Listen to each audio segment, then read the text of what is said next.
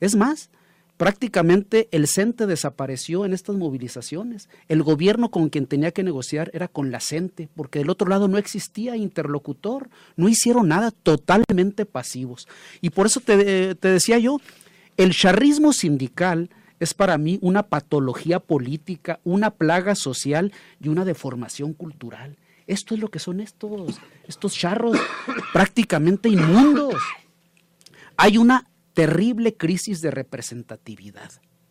No representan a la gente, se mofan de ellos ya.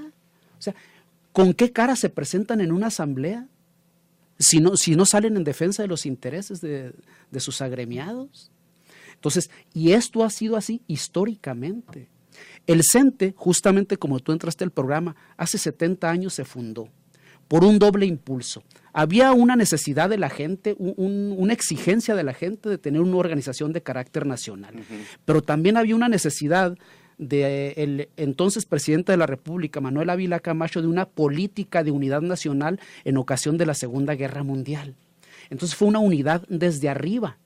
No quiere decir que la gente no peleara, ya venía peleando. Desde 1934 se fundó la Liga de Trabajadores de la Enseñanza y que, por cierto, Manuel Ávila Camacho, queriendo cortar una influencia de los comunistas, entonces es que fundan el CENTE, la Liga de los Trabajadores de la Enseñanza. Y fíjate cómo hay un paralelismo histórico aquí hasta en las siglas. Hubo otra CENTE en 1935, se llamaba Confederación Nacional de Trabajadores de la Enseñanza, CENTE también. Igual que la CENTE de 1979.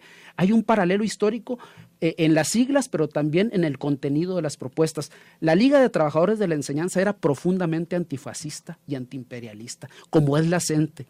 La CENTE tiene un carácter de izquierda, como dijo Marcuse.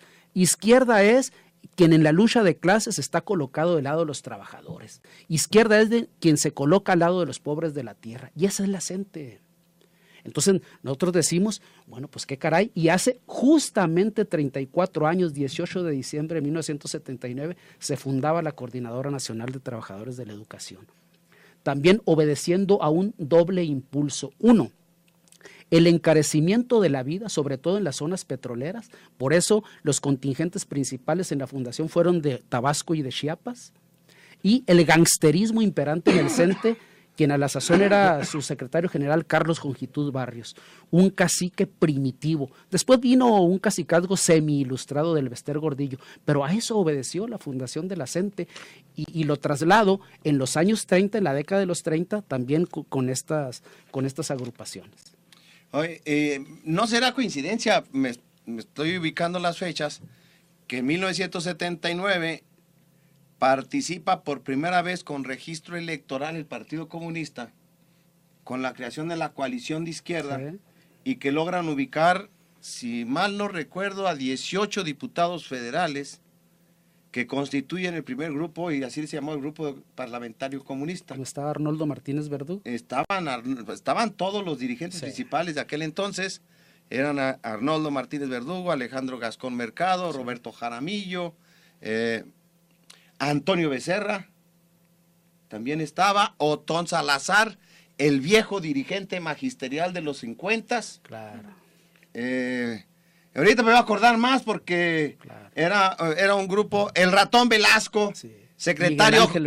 Miguel Ángel Velasco, el secretario de organización de la Confederación de Trabajadores de México, la CTM, la que era fundador del secretario de organización, sí, Miguel Ángel Ratón Velasco. Que se oponía a Fidel Velázquez. Que se oponía a Fidel Velázquez, y ese fue la causa del rompimiento. Así es. Entre Lombardo Toledano y los comunistas en la CTM, porque Lombardo les dijo, oigan, es que hay que aceptar a Fidel Velázquez. Sí.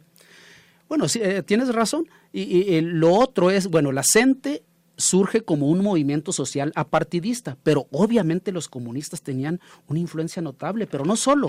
Mira, el MRM se funda hacia la mitad de los 50. Es cuando surge el movimiento revolucionario magisterial. El movimiento revolucionario del magisterio, donde surge Otón Salazar.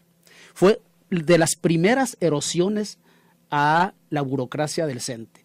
ya estaba en ejercicio el primer cacique del CENTE, Jesús Robles Martínez. Entonces surge en la sección novena el movimiento revolucionario del magisterio, que se extiende a todo el país, pero la CENTE también participaban otros grupos, como el FEMIN, de inspiración espartaquista, influido por José Revueltas. Entonces, todos estos grupos formaron parte de la CENTE, porque la CENTE del 79 se llamó Coordinadora Nacional de Trabajadores de la Educación y Organizaciones Democráticas del CENTE. Que eso lo perdió en el camino. Lo perdió en el camino. Se sumieron todas las organizaciones. A ser todas coordinadoras. las agrupaciones. Así es. Bueno, vamos a ir a un corte comercial y regresamos. Estamos conversando con los maestros Alba Núñez Soto y Rosalío Morales Vargas en ocasión del 70º aniversario de fundación del Sindicato Nacional de Trabajadores de la Educación y, por pura coincidencia, los 34 años de la Coordinadora Nacional de Trabajadores de la Educación. La tesis y la antítesis.